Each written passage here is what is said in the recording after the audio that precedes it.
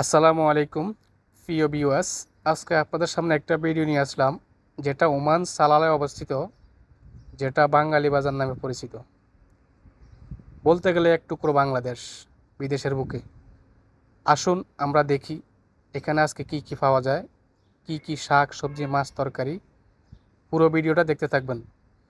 চলুন, এই যে দেখতে পাচ্ছেন বিভিন্ন রকম তরকারি, শাক সবজি, বিভিন্ন রকম সবজি, যেটা আমাদের বাংলাদেশেও নাই এত রকম সবজি, যেটা এখানে ওনারা নিয়ে আসছে, তাও আবার সবগুলো ফ্রেশ।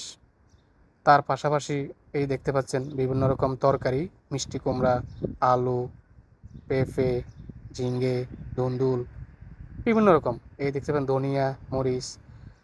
তার পাশাপাশি দেখুন সামুদ্রিক বড় বড় মাছ। এগুলো সবগুলো সামুদ্রিক মাছ। এই যে দেখতে পাচ্ছেন সবগুলো সামুদ্রিক মাছ। মাছ বিভিন্ন রকমের মাছ, সবগুলো সামুদ্রিক। এখানে কোনো বাংলাদেশি ফ্রেশ মাছ নেই। আপনি যদি বাংলাদেশি মাছ নিতে হয় তাহলে বড় দোকান থেকে নিতে হবে, তাও ফ্রিজিং। ফ্রেশ কোনো বাংলাদেশি মাছ নেই। মাছ নেওয়ার পাশাপাশি আপনি এখানে কাটতে পারবেন। আমাদের বাংলাদেশি অনেক ভাই বিভিন্ন কান্ট্রির বাইরা মাছ কাটে। আমি কারো কাজকে ছোট করে দেখতেছি না, শুধু আপনাদের সামনে একটু তুলে ধরার জন্য ভিডিওটা করলাম। কেউ অন্যভাবে ভিডিওটা নেবেন না। এই দেখতে পাচ্ছেন বিভিন্ন রকম মাছ কাটছে আমাদের বাইরা। তার পাশাপাশি এখানে মুরগি, বিভিন্ন রকম মুরগি পাওয়া যায়। এই দেখছেন বড় বড় মুরগি। এই যে দেখতে পাচ্ছেন মুরগি। মুরগি নেওয়ার পরে আপনি মুরগি কাটতেও পারবেন, কাটারও ব্যবস্থা আছে। বিভিন্ন রকম মুরগি আমার বাইরে কাটে এখানে।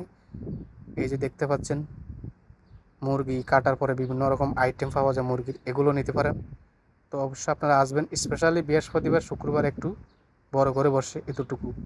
বিভিন্ন রকমের আইটেম এখানে আছে বাংলাদেশি। এই দেখতে পাচ্ছেন গরুর মাংস ফ্রেশ, দেশের মতো একদম।